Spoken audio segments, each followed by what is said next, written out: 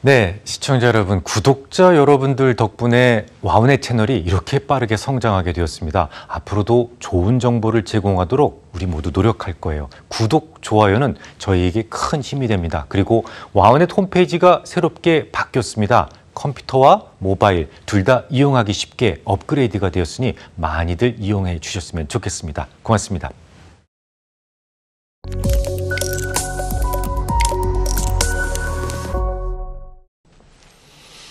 네, 오늘은 딜루티드 EPS 세 번째 이야기입니다. 주당 순이익이 그 회사의 순수한 이익을 완전히 대변해 줄 수 없다라는 말씀을 드렸었죠. 특히 전환사채를 발행을 해놨거나 혹은 전환 우선주 혹은 주식 옵션 같은 것들을 가지고 있을 경우에는 그로 인해 희석될 수 있는 순이익이나 혹은 늘어날 수 있는 보통주의 수를 정확하게 판단을 해서 EPS를 다시 계산해야만 합니다. 그렇게 해서 조정된 EPS를 조정된 EPS 혹은 희석 조정된 주당 순이익, 그래서 딜루티드 EPS라고 하는데요. 이게 궁극적으로 구해내야만 하는 진짜 EPS가 되는 거예요. 자, 중간 정리를 좀 해볼까요? 여러분들 가지고 계신 모든 증권사의 HTS에는 EPS, PER 이런 것들 나오잖아요. 그런데 그건 거의 화장빨로만 보시면 됩니다. 거의 대부분의 투자자들이 이것만 보고 투자를 하십니다만 그대로는 별 의미가 없어요. 우선 그 안에 재고자산이나 채권, 운전자본 등에 숨어있는 모든 왜곡들을 찾아서 수정을 하셔야만 됩니다. 이건 이미 여러분 다 배우셨어요. 그리고 모두 끝나는 것이 아닙니다. 만약에 전환사채가 있다든지 신주 인수부사채가 있다든지 향후 전환될 물량이 조금이라도 있다면 그것도 모두 감안을 해서 다시 희석된 주당 순이익을 구해내야만 합니다. 그러니까 지금부터 공부하실 내용은 EPS가 제대로 수정된 이후에 할 일들이다라는 것을 명심하고 따라오셔야 돼요. 제가 서두에 이익지표, PER, EBITDA 이런 거 보지 말라라고 말씀을 드렸던 것은 이런 절차를 모르시는 분들이 그 회사가 발표한 장부상의 이익만 보고 투자하는 건 이건 아무런 의미가 없기 때문에 그랬어요. 다시 강조드리지만 이런 절차가 귀찮다거나 혹은 나는 그럴 능력이 없어 라고 하시는 분들은 오늘 이후로 EPS 보지 마십시오. PER, EBITDA 보지 마십시오. 이런 이익과 관련된 지표들은 평생 입 밖에도 내서는 안 됩니다. 그럼 본격적으로 시작해보죠.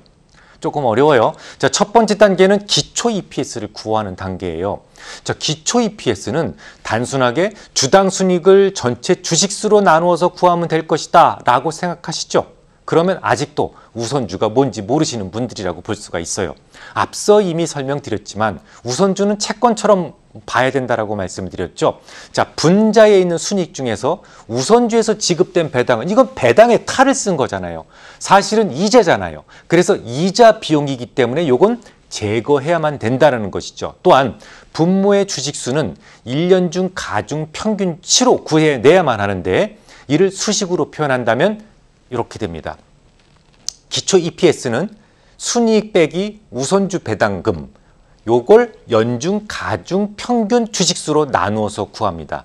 자, 이 공식에서 다른 말은 어렵지 않지만 연중 가중 평균 주식수, 요게 좀 생소하시죠? 예를 들어서 보통주를 추가로 발행하기로 한 회사들이 모두 무조건 1월 1일 날 발행하는 건 아니잖아요. 7월 달에 발행할 수도 있고 10월 달에 발행할 수도 있어요. 그러면 7월 1일 날 발행을 했고 전체 발행 주식수가 2만 주라고 했다면 그 해는 2만 주로 보는 게 아니라 7월 1일 반쪽이니까 만 주만 발행됐다고 보는 거예요. 이유는 연중으로 가중 평균되었기 때문이죠. 지금 배우신 두 가지 환경만 넣어서 실질적인 예를 들어 보겠습니다. 자, 어떤 회사의 순이익이 10억 원이었어요. 10억 원.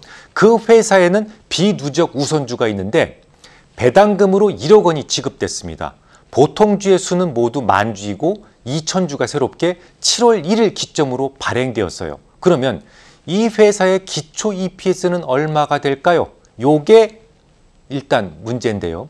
자, 먼저 가중평균 주식수를 구해야 되는데 1월부터 6월까지는 단지 만주밖에 없었잖아요. 그러면 그 만주는 12분의 6만큼 5,000주가 가중평균으로 추가된 주식수가 될 것이고, 자, 나머지 6개월에는요.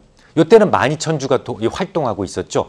그럼 이것도 가중평균식으로 환산을 하면 12,000주 곱하기 12분의 6 하면 6,000주가 되죠. 이 두 개를 합산하면 가중평균 주식수는 11,000주가 되는 겁니다. 뭐 그렇게 하셔도 되고, 암산으로 만주에 2,000주가 7월 1일부터 발행됐으니까 그중 절반만 반영해서 만주 더하기 1,000주, 11,000주 이렇게 계산하셔도 돼요.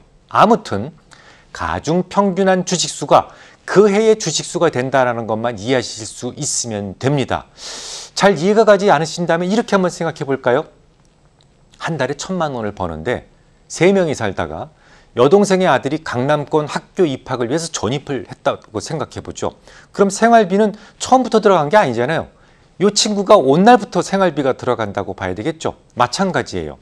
주당 순이익이라는 게 EPS잖아요.